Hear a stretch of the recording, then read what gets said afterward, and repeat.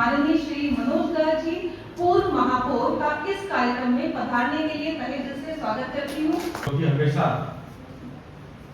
ऊर्जा से ओतप्रोत रहते हैं, ऐसे प्रोफेसर सुनील कुमार बत्रा जी, हमारे प्राचार्य जी, डॉक्टर संजय कुमार बाइश्वर जी, डॉक्टर धर्मेंद्र चौहान जी, आदरणीय संदीप रावत जी, हमारी बहन डॉक्टर राधिका नागरथ जी और डॉक्टर रामरतन खंडेलवाल जी, अपने श्री विनय सभ्याल जी, डॉक्टर शिव कुमार चौहान जी, डॉक्टर पूर्णिमा सुंदरियाल जी जो संचालन कर रही हैं, doctor Pallavi Rana ji, doctor Bhavya Bhagat ji, doctor Anita Malhotra ji, doctor Meenakshi Sharma ji, doctor Rajni single जी, डॉक्टर गीता शाह जी,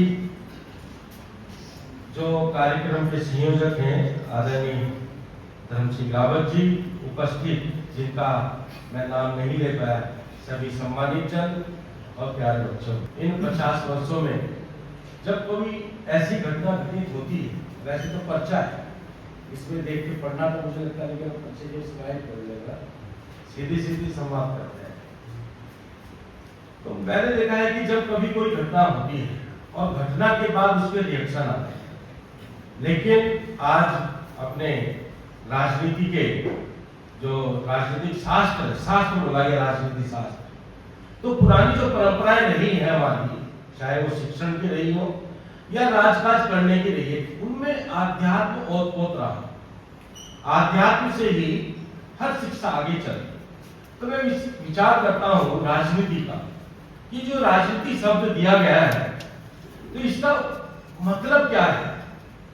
तो मैंने देखा भगवान राम का उस समय जब वो राजा थे और उन्होंने अपनी जनता को सेवा के भाव में अपने जो क्षण थे, स्वर्णिम क्षण थे, वो सारी जनता की सेवा में लगाए।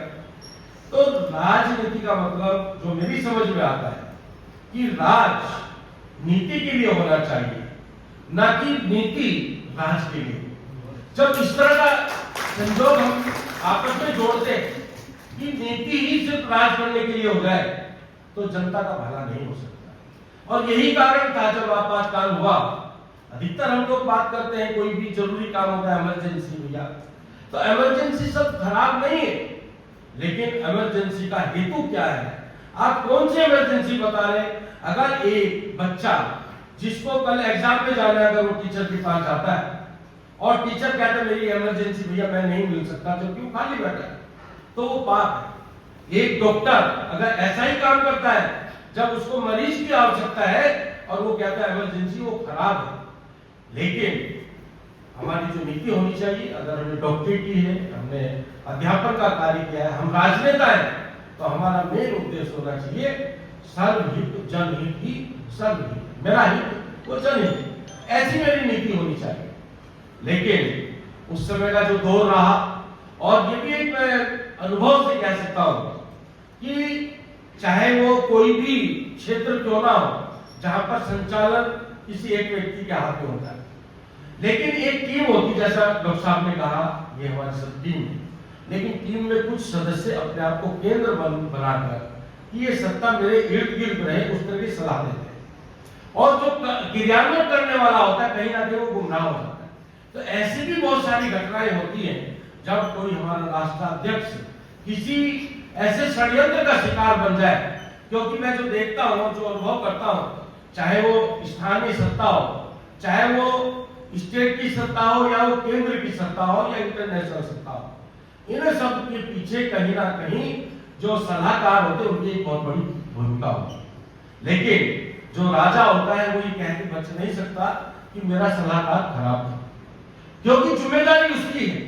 तो वो टीम कैसे होनी चाहिए, वो सारी चीजें क्या होनी चाहिए, ये इन 50 वर्षों में हम लोगों ने जो उस समय की घटना थी और उस घटना के जो एक किस्म से कमियां थी, जो हम लोगों ने सफर किया। यहाँ पर सभी लोग बैठे, 4 स्तंभ होते हैं और चारों के 4 स्तंभ किस तरह से सीज हो गए थे, तो निश्चित रूप से हम उन सब चीजों को देखते हुए, क्योंकि आज का जो भारत है, विकसित भारत, आज हम देखते हैं मोदी जी के नेतृत्व में आज उनका एक जो फोकस है वो सिर्फ और सिर्फ युवा है।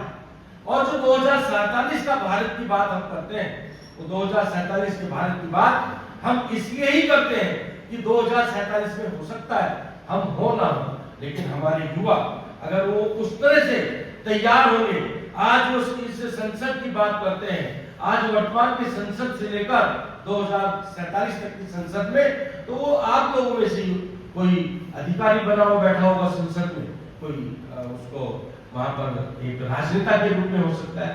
तो मेरा कहने का मतलब है हमें हमसे सीखते रहना चाहिए और ये हमारी जिम्मेदारी है, क्योंकि राजनीति और जो हम आक्षेप लगाते हैं कि वर्तमान की राजनीति आज ऐसी हो गई है, तो कहीं ना कहीं उसमें हमारा भी योगदान है। वो वैसी ही होगी जैसी हम चाहें।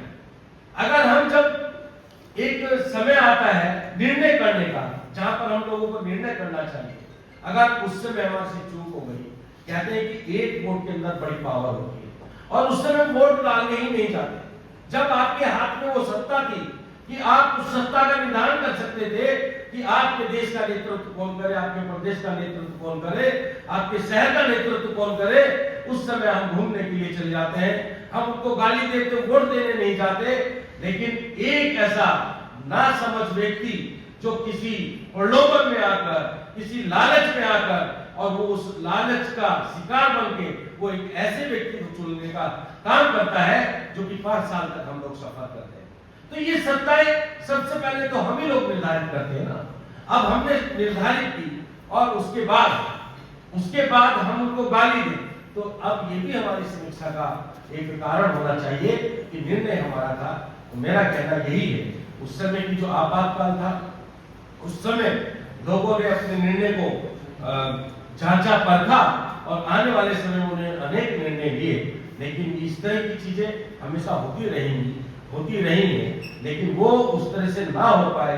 अगर समाज जागृत होगा, हमारे युवा जागृत होंगे और हमारा जो शिक्षण संस्थान है वहां पर आध्यात्मिकता के साथ ये सब शिक्षाएं दी जाएंगी, तो निश्चित रूप से हमारा जो देश है वो पूरे विश्व के अंदर, जो हम विश्व गुरु की बात करते हैं, वो बनेगा। और आप लोगों का समय आ रहा है युवाओं का, इसलिए युवाओं को इन चीजों को बहुत बारीकी से, जो भी कोई इस तरह के आयोजन होते हैं उनको ध्यान से सुनना भी चाहिए, उनके अंदर हिस्सा भी लेना चाहिए। और कहीं ना कहीं हमारी बोलने की एक अंदर से ललक होती है, लेकिन हम कहते नहीं कोई हंसेगा, कोई मजाक करेगा, कोई नहीं हंसता। आज हंसेगा, कल ताली भी वही बजाएगा। बहुत बहुत धन्यवाद।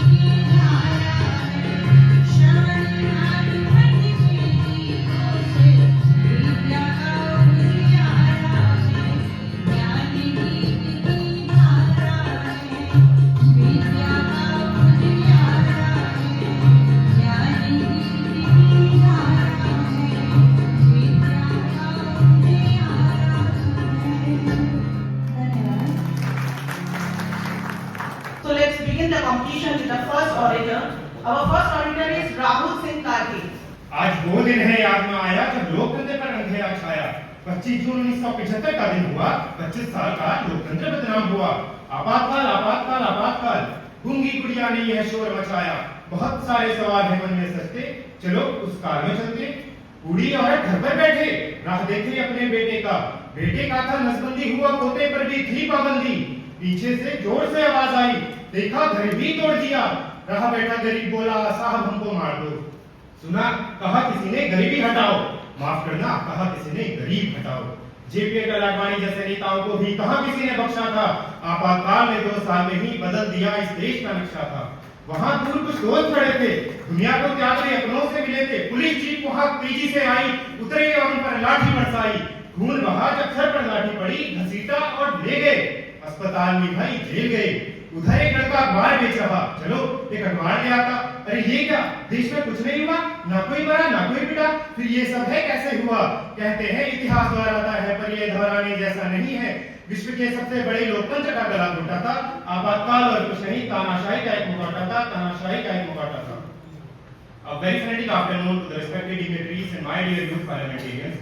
I am Rahul Singh Karti, speaking on a topic 50 years of emergency lessons for Indian democracy. After emergency, the 44th Constitutional Amendment Act crucial reforms. Restoring the term for the Lok Sabha, that is 5 years, replacing the term of internal disturbance with armed rebellion, made it compulsory a written recommendation from cabinet to the president for implementing the national emergency, and prohibited the suspension of Article 20 and 21, that is right to life and liberty during emergency. Now lessons for Indian democracy. The first is independent media.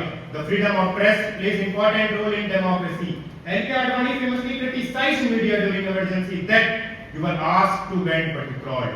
The second is independent judiciary is the backbone of democracy. The third and the most relevant for today is democracy is in danger when power is too much centralized to a leader or a party.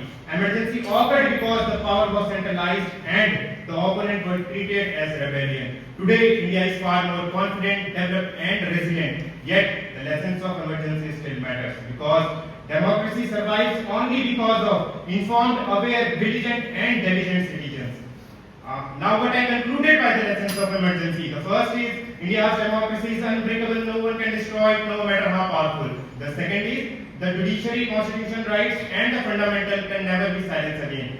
The third is implementing national emergency has now made extremely difficult. My way or highway, vote के हारू तो emergency लगा दूं, चुनाव हारू तो vote छोड़, एक तरफ भारत जोड़ो, एक तरफ भारत जोड़ो. We have to come out of this kind of ideology, ladies and gentlemen, if it truly wants to make India developed by 2047.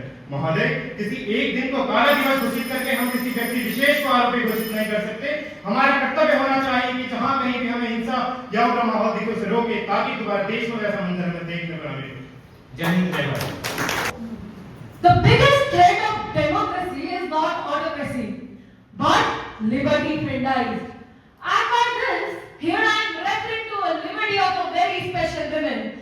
And mind you, my fellow parliamentarians, this special woman is not the Iron Lady that led the throne of India in 1971, but a scared politician who might have considered the throne of India her patriarchal right.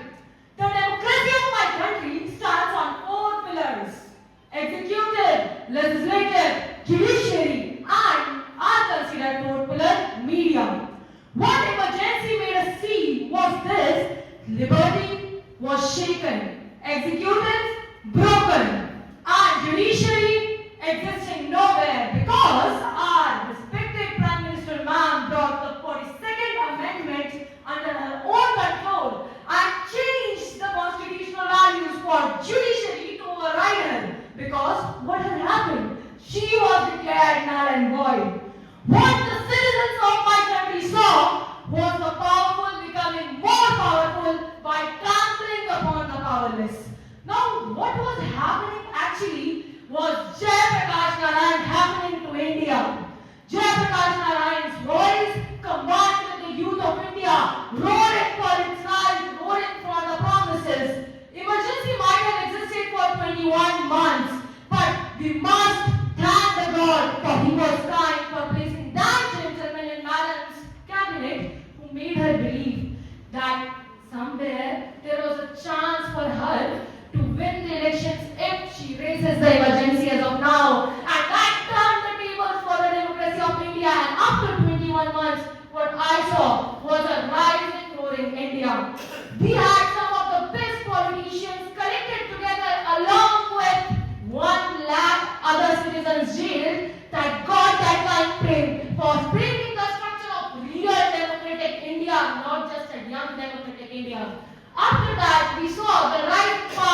like Lal Krishna Advani and Atal Bihari Vajpayee.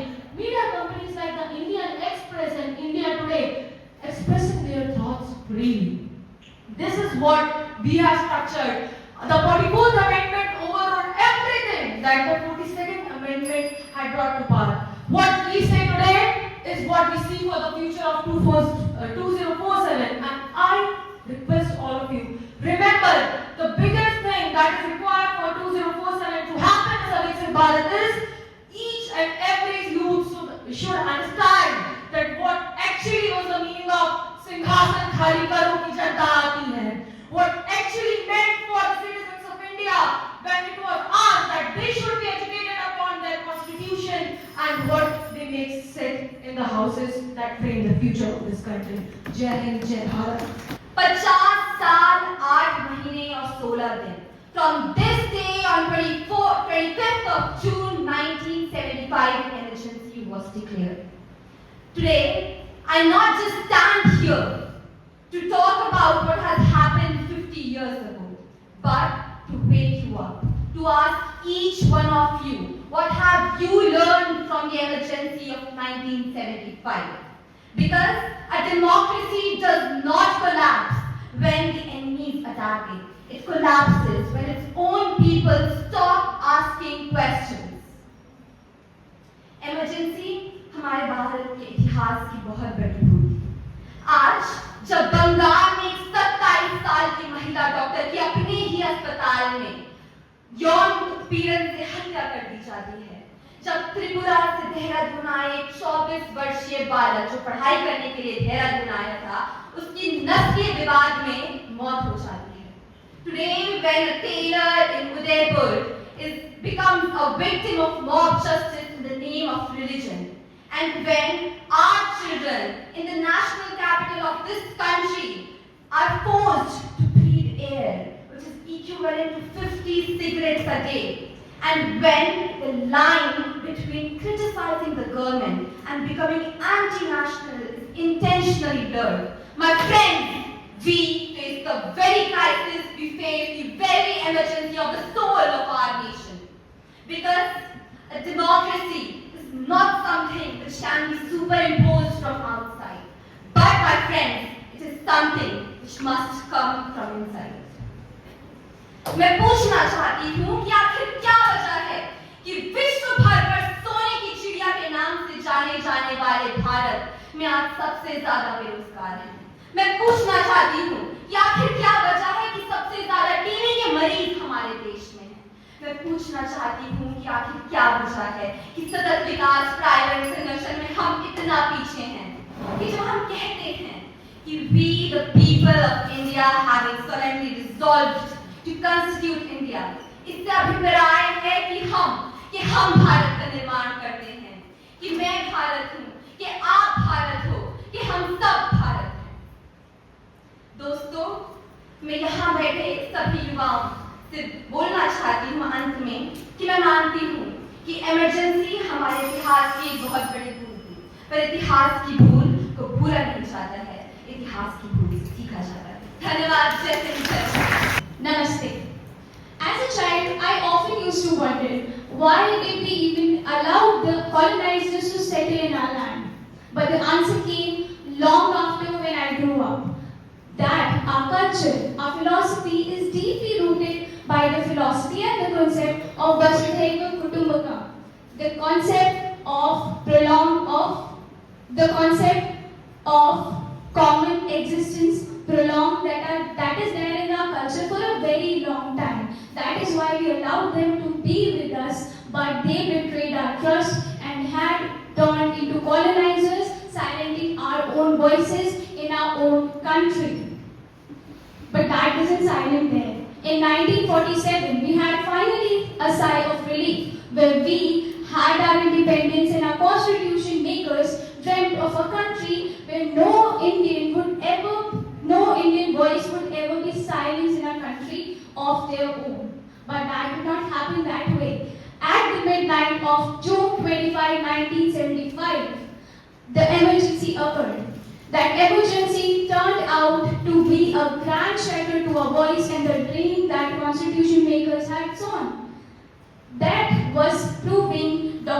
make us chilling warning that he stated, and I quote, "However good a constitution may be, it turns out to be bad if the people called to work for it happen to be a bad lot."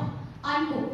21 months of that dark period of democracy had taught us many crucial lessons, three of which I would like to mention here.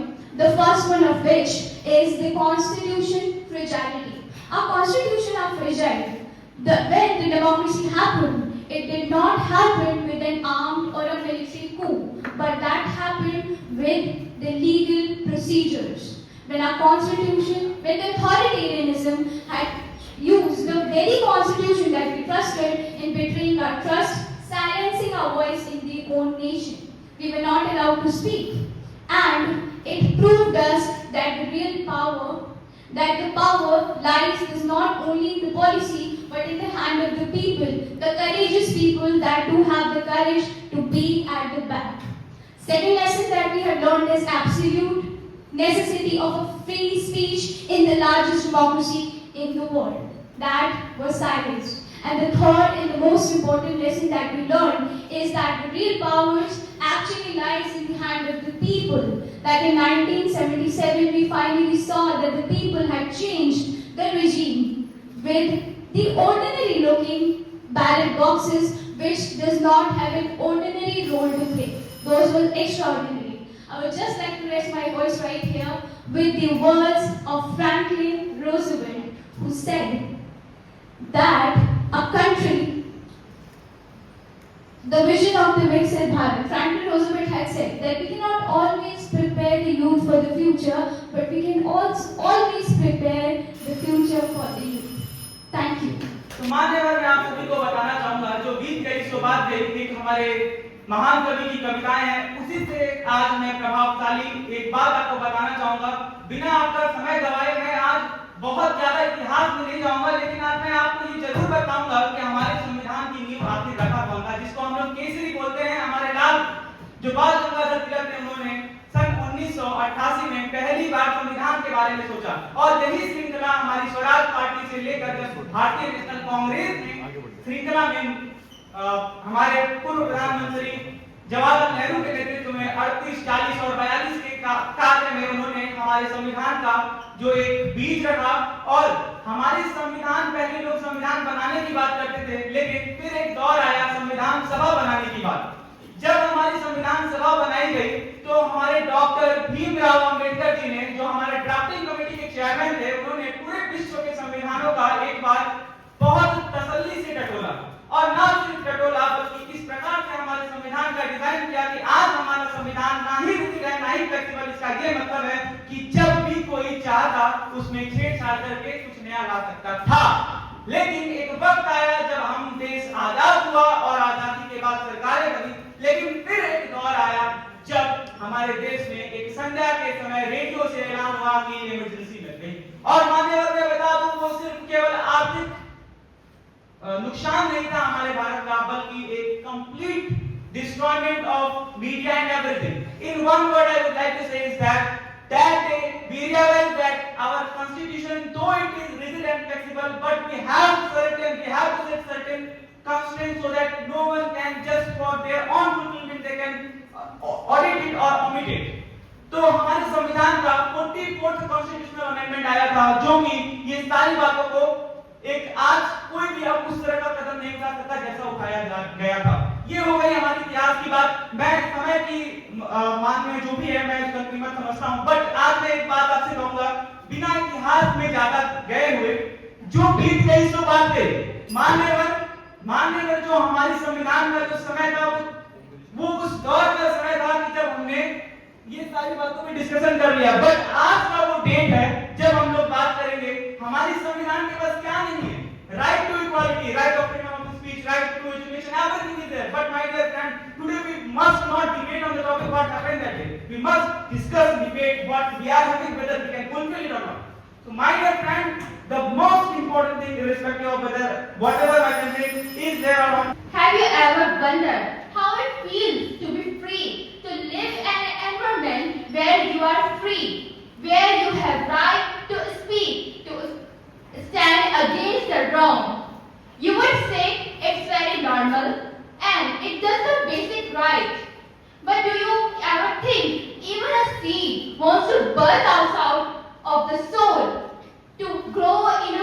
environment. Good afternoon everyone. I am Adli Sani, student of SHN PG College. Today I am here to speak some words on the topic of 50 years completing of the emergency. But can you imagine your days right just taken away from you on a random day? Have you ever wondered about this? Exactly this happened in 25th of June 1975 when the Indian emergency declared by the Prime Minister Indira Gandhi when under the Article 352. During this period, the democratic structure of our country faced very serious challenges. Can you imagine? The fundamental rights of citizens were suspended, the freedom of speech is restricted, the press was censored, and many opposition leaders like Atal Bihari Vajpayee and Lal Krishna Advani was behind the bars. Can you literally imagine? Our country was in the absence, was fully in absence. The emergency was imposed by the Jayaprakash Narayan at the time of political unrest. Movement to protect democracy. But what happened? What was the result? The fundamental rights of citizens got restricted. But that difficult time gave India various of lessons. It reminded us that democracy cannot survive without the freedom. Freedom is must. It proved the power of the people when the elections occurred in 1977. The Indian citizens changed the government and showed the people that the real power of the nation is the citizens of its country and restored the democratic value. The 50 years of emergency reminded us that democracy is not just a system, but it's just a responsibility of our people. We, Gen Z, have to protect this responsibility and our nation. Lastly, I would like to say, no matter who you are, where are you from, your gender, your skin color, your identity, but you are an Indian citizen, so you must speak yourself. Hind देश के निवासी सभी जन एक हैं. I am standing in front of you to speak on the topic 50 years of emergency lessons of for Indian democracy. Just think about it. What happened when a democracy itself faces its biggest lesson? 50 years ago, India experienced the state during the emergency of 1975.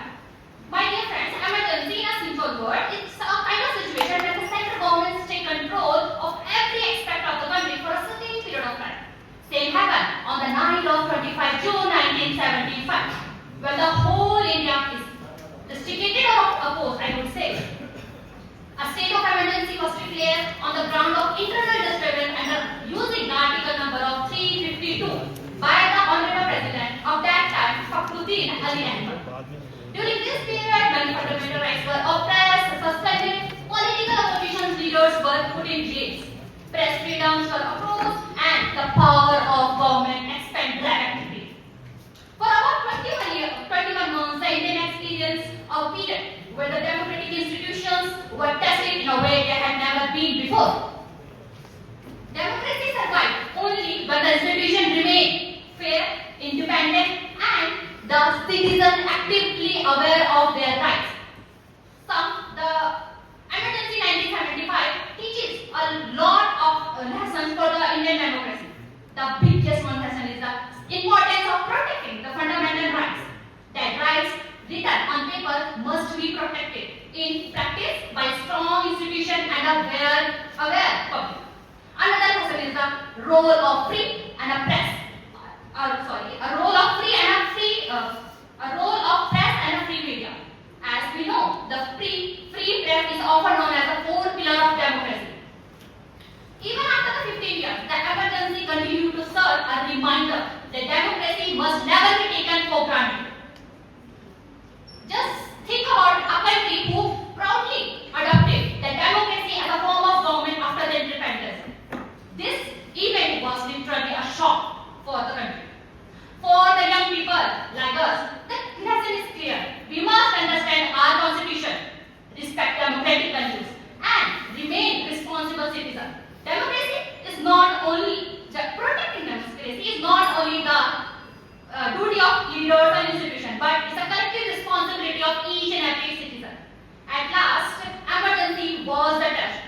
Indian democracy, but it also proved its resilience, that we are overcome and we continue. At last, democracy is always of the people, for the people and by the people. Long live India's democracy. It has been 50 years, but the lessons from that time are still very important for our constitution. Let me ask you a quick question. What if tomorrow you wake up and suddenly your freedom of speech is gone? No more criticizing the government, no more social media posts, no protest, even the newspaper cannot print the truth. Sounds scary, right? But this is not just imagination. This is what India has experienced on 25th June 1975, when the government declared emergency. It was declared by our Prime Minister Indira Gandhi, and it was approved by Fakhruddin Ali Ahmed, the president of that time. During the time of emergency, all the fundamental rights were suspended and people were afraid to speak openly. Many political leaders, activists, journalists were arrested. Newspapers were censored and people were afraid to speak openly about it. In simple words, the voice of people was controlled. The famous thought from that time is, अगर जब जनता की आवाज दबाई जाती है, तब लोकतंत्र कमजोर हो जाती है. But the story does not end here. India is the world's largest democracy, and our people proved it right that democracy is always stronger than fear. In 1977, the election was held and people voted to restore our democratic values. This teaches us some of the very important lessons. The first, that freedom is very important. We should never take our rights for granted. Second lesson, that democracy only survives when the people stay alerted, aware and active. As the slogan says, that लोकतंत्र तभी मजबूत होती है जब तक जनता जागरूक होती है. Third lesson, that institutions like judiciary, media and elections will remain independent and strong. Friends, democracy is not about just voting every 5 years. It is about speaking up, asking questions and respecting our constitutions. After 50 years, the message of democracy is very clear. Democracy is not a gift, it is a responsibility. लोकतंत्र एक system नहीं, एक जिम्मेदारी है. Let us promise today that Topic 50 years of emergency lessons for Indian democracy. 50 years ago, on June 25, 1975, India plunged into its darkest democratic hour. The emergency under the Article 352 by Prime Minister Indira Gandhi. This 21-month period witnessed the suspension of fundamental rights, stringent press censorship and the arbitrary detention of political advisories, subjecting the world's largest democracy to unprecedented authority. As we commemorate the 50th anniversary of this lamentable chapter, it behooves us to discern enduring lessons for preservation of our democratic edifice. Primarily, the emergency exemplifies the dangers of unbridled executive authority. The invocation of internal disturbance as pretext reveals vulnerabilities in our constitutional framework, prompting subsequent amendments mandating parliament ratification within 1 month. Furthermore, it affirmed the indispensable function of a free press as the center of democratic accountability. The blackouts of publications and the disruptions to printing operations underscored its vital role. Lastly, the episode illuminated the judiciary's crucial responsibility as a counterbalance. The Allahabad High Court's judgment precipitated the crisis. The Supreme Court's regrettable ADM Jabbarpur decision curtailed habeas corpus protections. Reforms via 44th Amendment has since fortified these evasions and emphasizing the primitive for judicial independence. These lessons aren't ancient history, they are warning. In an age of digital misinformation and populist pressures, we must nurture independent institutions, protect civil liberties, and engage as active citizens. So let us honor the spirit by defending the Constitution, not just on paper, but in practice. Thank you so much. Jai Hind, Jai Bharat. An inspiring experience बहुत तुम लोगों से सीखने को मिला और thanks to SMGN college principal Batra sir जिन्होंने इस इंटायर टीम ऑल्सो जिन्होंने ऑर्गेनाइज किया युवा भारत के तहत में। एक बार अपने लिए जो जो बाहर से भी आए हैं प्रेजेंटर्स, आपके लिए ताली बजाना। जैसा कि महेश्वरी सर ने बहुत सुंदर शब्दों में कहा, कुछ भी चीज़ गलत नहीं होती है। सिचुएशन की डिमांड हो सकती है, आपको इमरजेंसी की ज़रूरत हो सकती है, बट देखा जाता है इंटेंशन क्या है, मोटिव क्या है। तो अगर मोटिव सिर्फ सत्ता हथियाना है, बने रहना है, तानाशाही है, तो वो कभी भी पब्लिक को एक्सेप्टेबल नहीं होगा, नहीं होगा, नहीं होगा। ये हम आज भी जानते हैं और आगे भी जानते हैं। कोई भी सरकार आए या जाए, मोटिव हमेशा दिखता है। तो we should be very clean in our motive. एक ही हमारा मोटिव होना चाहिए, विकसित भारत।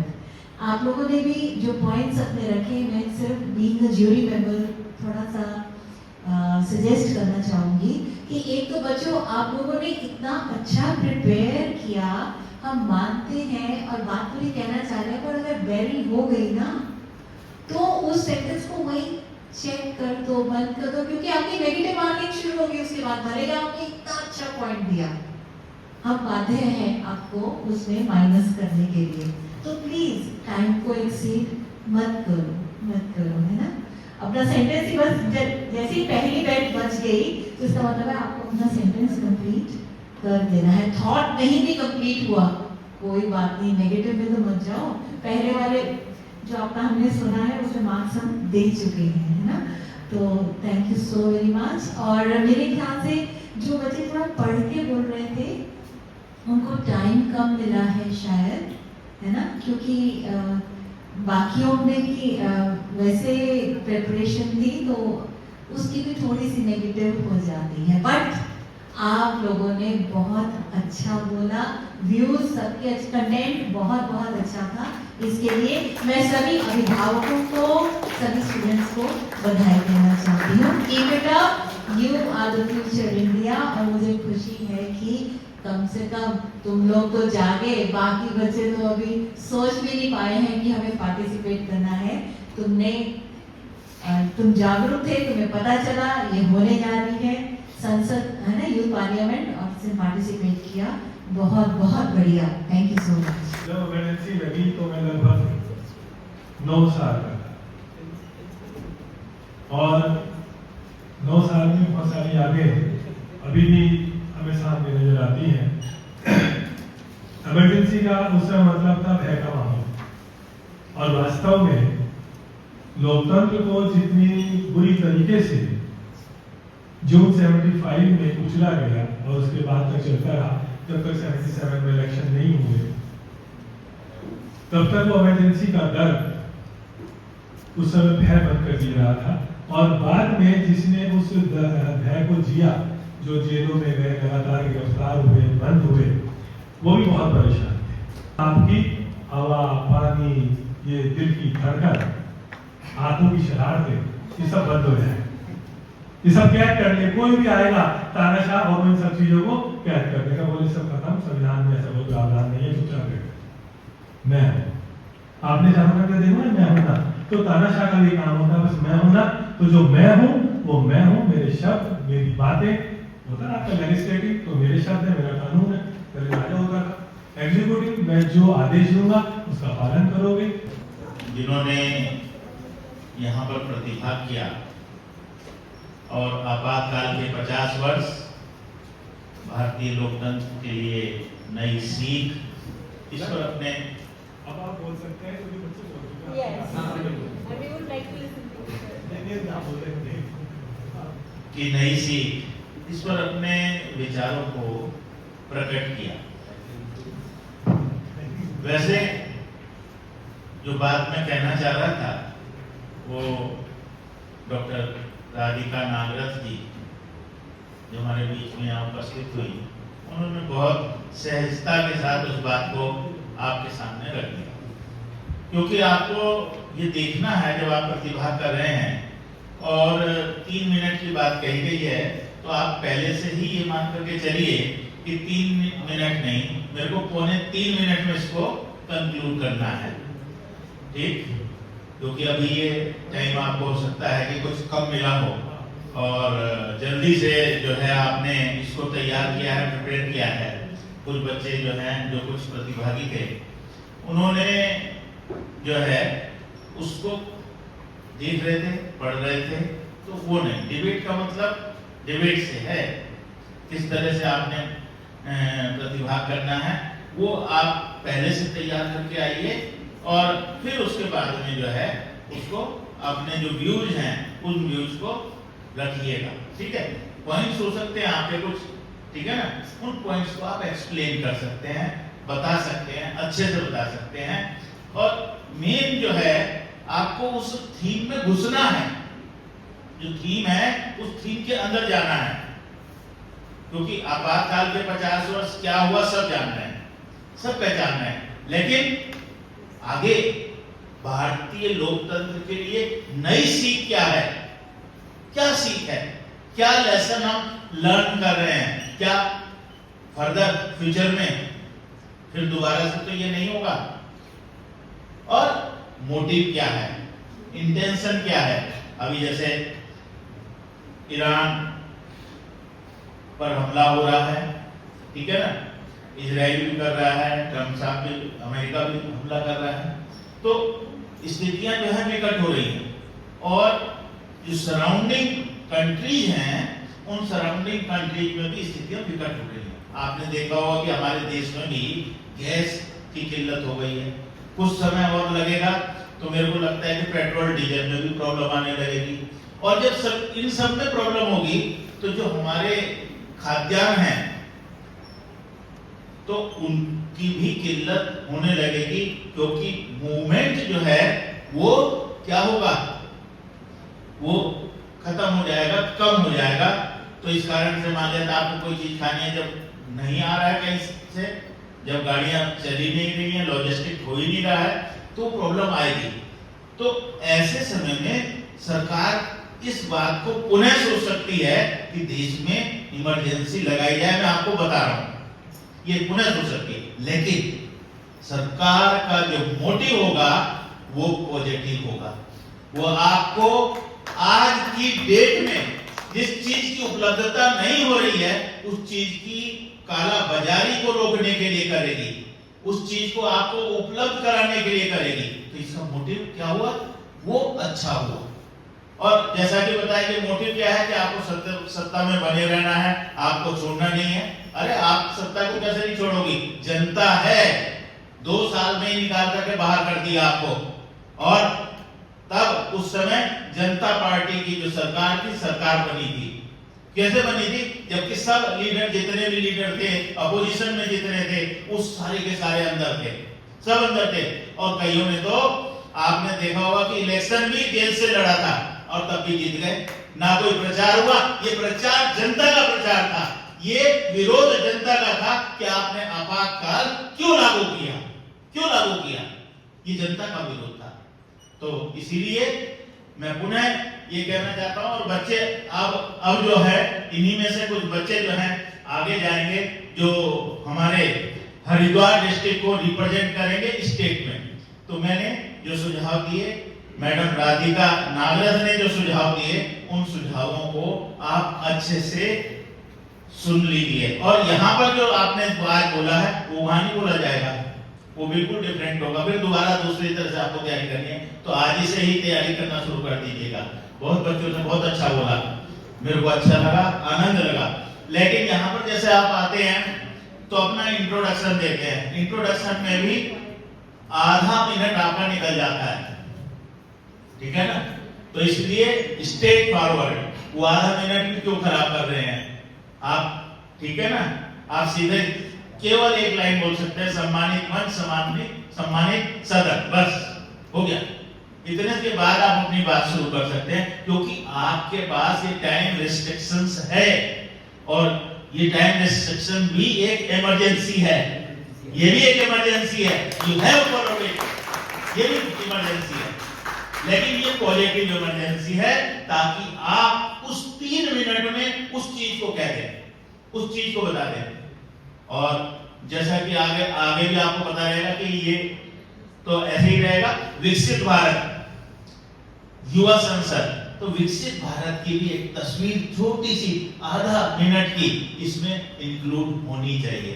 इसी के साथ मैं अपनी बात को समाप्त करता हूं और जो भी रिजल्ट आएगा उस रिजल्ट के लिए आप सभी को जो है मैं फिर पुनः शुभकामनाएं देता हूं। लेकिन फिर इसी बात को आगे रखते हुए कि आप उस तरह से तैयारी करें ताकि हरिद्वार का बच्चा वहां नेशनल में जाकर के भारत के युवा भारत की आवाज को उठाए। धन्यवाद।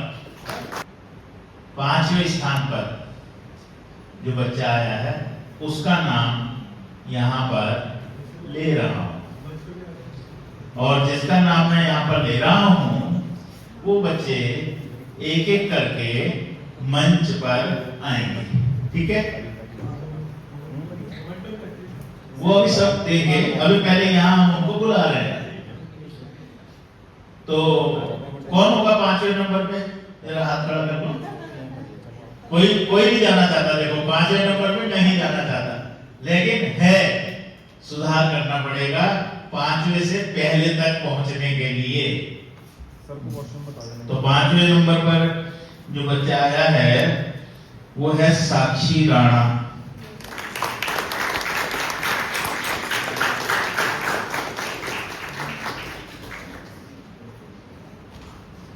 अब बात आती है 5वां नंबर तो आ गया।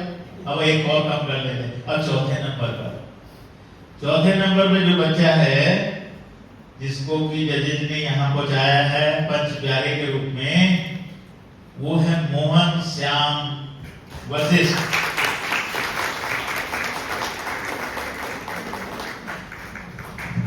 मोहन, मैं एक बात तुम्हारे लिए कहना चाह रहा हूँ। आपकी लंबाई ज्यादा है तो माइक अगर नहीं आ रहा तो ऐसे माइक से बोलना जैसे मैं बोल रहा हूँ। ठीक है, आपकी जो एक मेरे को कमी लगी कि आप ऐसे नहीं, पोस्चर आपका सही होना चाहिए। किसी को अगर प्रॉब्लम है तो माइक ले उनसे।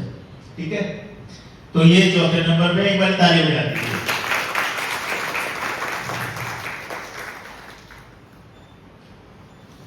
हाँ, अब तीसरे नंबर की बात आती है, थर्ड, सांभवी श्रुति।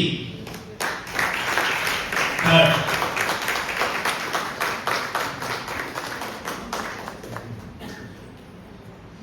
मैं इनके एक चीज और भी बताना चाहूंगा। जो 5वें नंबर में थे, इनको जो टोटल मार्क्स मिले हैं 5 जजेस की तरफ से वो है 326। जो चौथे नंबर पे रहे हैं उनको 331। और अब जो तीसरे नंबर पे हैं, ये मैं इसलिए बता रहा हूँ इनको कि पता लग जाए कितने आगे पीछे हैं। और जो तीसरे नंबर पे रहे हैं वो है 361, सांभवी श्रुति। बहुत, अब देखो, अब जो है ना बहुत कम डिफरेंस के साथ, संभवी आप भी देखो बहुत कम डिफरेंस है, यानी कि 1-2 नंबर का ही डिफरेंस रहा होगा। अब मैं बात करता हूं सेकंड नंबर पे जो बच्चा रहा है, उसका नाम है मान्या रावत।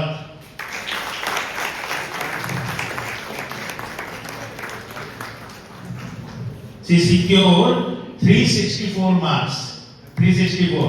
और फोर्थ के कितने थे? नहीं, थर्ड के थे 361।